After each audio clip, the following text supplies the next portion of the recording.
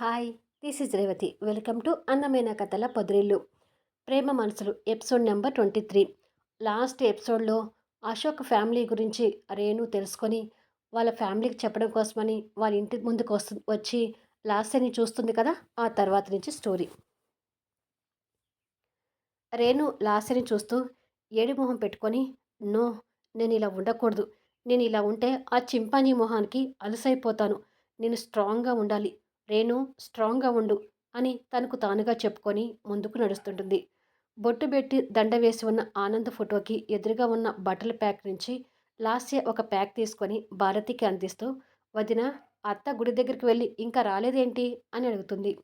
భారతి ఆ బట్టలు తీసుకొని పేదవారికి అందిస్తూ, అమ్మ గుడి దగ్గర ఉన్న భిక్షగాలకు బట్టలు పంచి వస్తానని చెప్పింది లాస్య. వచ్చే వరకు లేట్ కావచ్చు. ఈలోపు మనం ఇక్కడ వీరికి బట్టలు పంచడం పూర్తి చేద్దాము అంటుంది.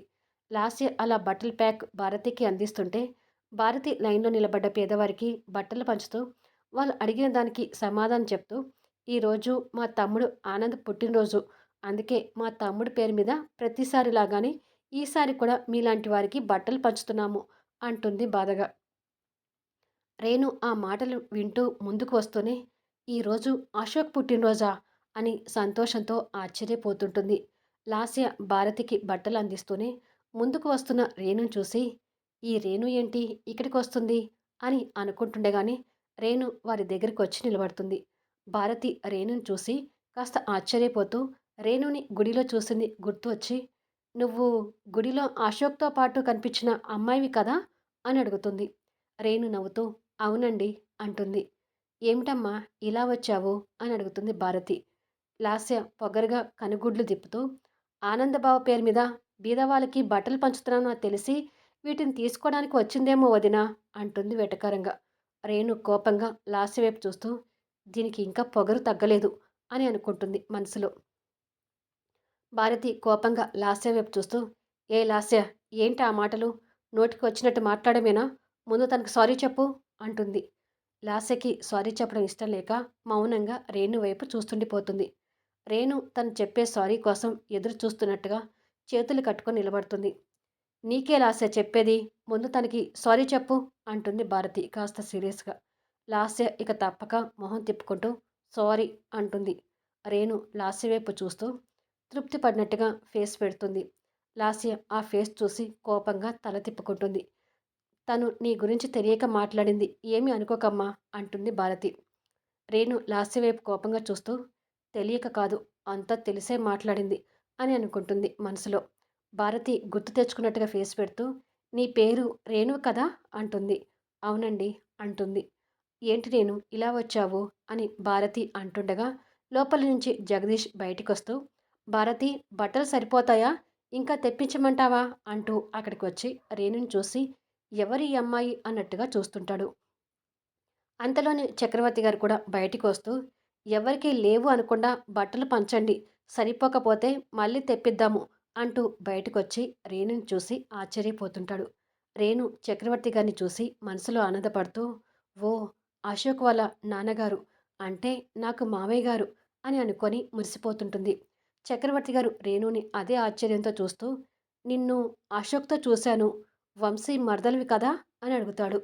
జగదీష్కి అప్పుడు అర్థమై, ఓ, ఈమె వంశీ మరదలా అనుకుంటాడు మనసులో. అవును అంకుల్ అంటుంది రేణు. లాస్య మూతి తిప్పుకుంటుంది.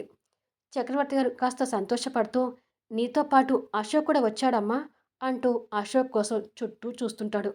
అశోక్ మీద ఆయనకున్న అభిమానానికి రేణు ఆశ్చర్యంతో నవ్వుతూ, లేదు అంకుల్, అశోక్ రాలేదు అని అశోక్ ఫోటో దగ్గరికి వచ్చి ఫోటోకి పెట్టిన దండను తీసి బొట్టు చెరుపుతుంది. రేణు ప్రవర్తనకు అందరూ ఆశ్చర్యపోయి చూస్తుంటారు. చక్రవర్తి గారు ఆశ్చర్యపోతూ, ఏమిటమ్మా నువ్వు చేసింది, ఫోటోకున్న దండను తీసావెందుకు అని అడుగుతాడు.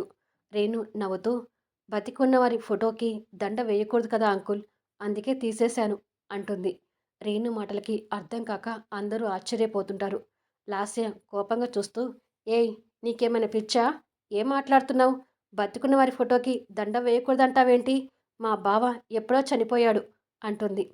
రేణు ఆ మాటలు పట్టించుకోకుండా చక్రవర్తి గారికి దగ్గరగా వచ్చి, నేను చెప్పబోయేది నిజం అంకుల్, మీ ఆనంద్ చనిపోలేదు, బతికే ఉన్నాడు. ఏ అశోక్ కోసమైతే మీరు ఇప్పుడు చుట్టూ వెతుకుతూ చూసారో, ఆ అశోకే మీ కన్న కొడుకు ఆనంద్ అంటుంది. ఆ మాటలకి అందరూ నిర్ఘాంతపోతుంటారు. కొన్ని క్షణాల వరకు అందరూ మౌనంగా తన వైపు చూస్తుంటారు. నేను చెప్పేది నిజమండి. అశోకే మీ కన్న కొడుకు ఆనంద్ అని అంటుంది చక్రవర్తి గారిని చూస్తూ. ఏమిటమ్మా నువ్వనేది? మా ఆనంద్ అశోక్ కావడం ఏంటి? మా ఆనంద్ చిన్నప్పుడే చనిపోయాడు కదా! అంటాడు చక్రవర్తి గారు విస్మయంగా చూస్తూ. రేణు నవ్వుతూ, వైజాగ్ సముద్రపు నీటిలో కొట్టుకుపోయిన ఆనంద్ చనిపోయాడని మీరనుకున్నారు. కానీ ఆనంద్ చనిపోలేదు. ఒక జాలరి చేతికి ప్రాణాలతో దొరికి అనాథ శరణాలయంలో అశోక్ కుమార్‌గా పెరిగాడు అంటుంది. అప్పటి వరకు ఆశ్చర్యంగా ఉన్న చక్రవర్తి భారతి గారి మొహాల్లో ఒక్కసారిగా ఆనందం కనిపిస్తుంటుంది. "నువ్వంటున్నది నిజమేనమ్మా?"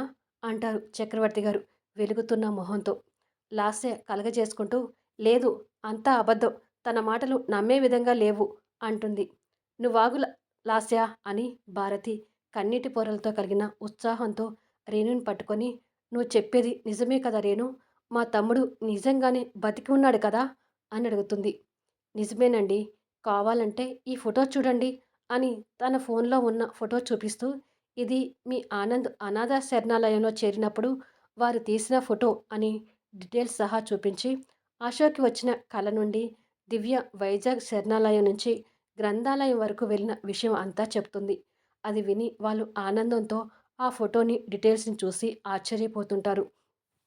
తిరిగి రేణు మాట్లాడుతూ, "మీ అబ్బాయికి శ్రద్ధాంజలి పేపర్‌లో ఇచ్చారు కదా! గ్రంథాలయంలో ఆ పేపర్‌ని చూశాక అశోక్ తల్లిదండ్రులు మీరని తెలిసింది" అని అంటుంది. ఇక ఆ వివరాలన్నీ విన్న తర్వాత అనుమానాలన్నీ తొలగిపోయి అందరి మొహాల్లోనూ సంతోషం విరజిల్లుతుంది. జగదీష్ సంతోషంతో భార్యను పట్టుకొని, "భారతి, నువ్వు ప్రాణంగా ప్రేమించే నీ తమ్ముడు బతికే ఉన్నాడు. నీ పూజలు ఫలించాయి" అంటాడు. భారతి కూడా పట్టలేని సంతోషంతో ఆనంద బాష్పాలు పెట్టుకుంటూ, "అవును బావా, అశోక్ నా తమ్ముడు" అని అంటుంది. ఇక చక్రవర్తి గారి ఆనందంతో మాటలు రాక రేణు ఫోన్లో ఉన్న ఆనంద్ ఫోటో చూసుకుంటూ, "ఆనంద్, అశోక్, అశోక్, ఆనంద్" అని తడబడుతూ మాట్లాడుతుంటాడు. భారతి తండ్రిని సైడ్‌గా హగ్ చేసుకొని, "అవును నాన్న, మనం చూసిన అశోకే మన ఆనంద్ నాన్న, నా తమ్ముడు ఆనంద్" అని కన్నీళ్లతో సంబరపడుతుంటుంది. వాళ్ళ సంతోషాలు చూస్తుంటే రేణుకు కూడా ఆనందంతో కన్నీళ్ళొస్తుంటాయి. ఇక లాస్య కూడా ఆనందపడుతూ, "నా బావని పట్టుకొని ఇన్ని రోజులుగా బాస్ బాస్ అని పిలిచానా" అని ఆశ్చర్యపోతుంటుంది. చక్రవర్తి గారు కాస్త మాట పెగిలించుకొని, "ఇప్పుడు మా ఆనంద్ ఎక్కడున్నాడమ్మా" అని అడుగుతాడు. రేణు నవ్వుతూ, "మా బృందావనంలోనే ఉన్నాడు అంకుల్" అంటుంది. "నాన్న, ఇప్పుడే మనం తమ్ముడి దగ్గరికి వెళ్దాం" అంటుంది భారతి. "పదమ్మా" అని బయలుదేరబోతూ, "అయ్యో, ఈ విషయం మీ అమ్మకు చెప్దామంటే ఇంకా గుడి నుంచి రాలేదు కదమ్మా" అంటాడు చక్రవర్తి గారు. "అమ్మని ఇలా కాదు నాన్నా, తమ్ముడిని తీసుకొచ్చి అమ్మకి ఎదురుగా నిలబెట్టి సడన్ సర్ప్రైజ్ ఇద్దాం" అంటుంది భారతి సంతోషపడుతూ. "సరేనమ్మా, ముందు ఆనంద్‌ని చూడాలి. వెళ్దాం పదండి" అంటాడు చక్రవర్తి గారు పట్టలేని సంతోషంతో. ఇక్కడ దివ్య, వంశీకి అశోక్ పుట్టినరోజని రేణు ద్వారా తెలిసి కేక్ అరేంజ్మెంట్ చేసి పెట్టి అశోక్ కోసం సంతోషంతో ఎదురు చూస్తుంటారు. ఇలా కొద్దిసేపటికి అశోక్ కాస్త సంతోషంతో లోపలికొస్తూ దివ్యని చూసి, "దివ్య, వైజాగ్ నుండి వచ్చేసావా? అసలు వైజాగ్ ఎందుకు వెళ్ళావు?" అని అడుగుతాడు. వంశీ, దివ్య మొహమొహాలు చూసుకొని నవ్వుకుంటారు. "ఎందుకు వెళ్ళిందో చెప్తుందిలే ఫ్రెండ్. ముందు మీరు కూర్చోండి" అంటాడు వంశీ సోఫా చూపిస్తూ. "కూర్చోవడం కాదు ఫ్రెండ్. నేను, రేణు ఉండటానికి ఒక మంచి హౌస్ చూశాను. మీ ముగ్గురు కూడా ఆ హౌస్ చూసి ఓకే అంటే నేను ఆ ఇంటికి అడ్వాన్స్ ఇచ్చేస్తాను. ఇంతకీ నా దెయ్యం రాక్షసి ఎక్కడుంది?" అని అడుగుతాడు తన కోసం చూస్తూ.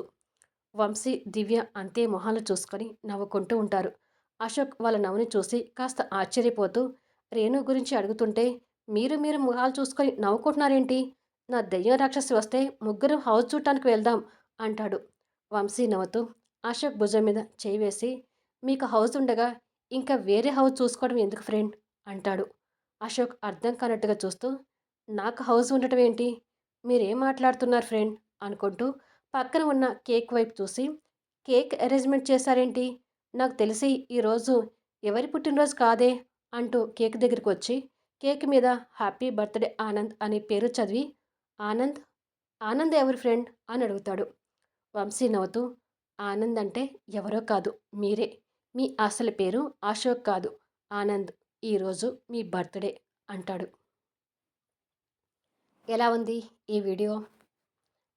మామూలుగానే రేణుకి, పూర్ణకి కాబోయే అత్తాకోడలికి ఫైట్ జరిగింది. మరి ఇప్పుడైతే రేణు తప్పించుకుంది. నెక్స్ట్ ఏమవుతుందనేది వెయిట్ చేయండి. మీ ఎంకరేజ్‌మెంట్ ఉంటే నేను ఖచ్చితంగా వీడియోస్ ఇస్తుంటాను.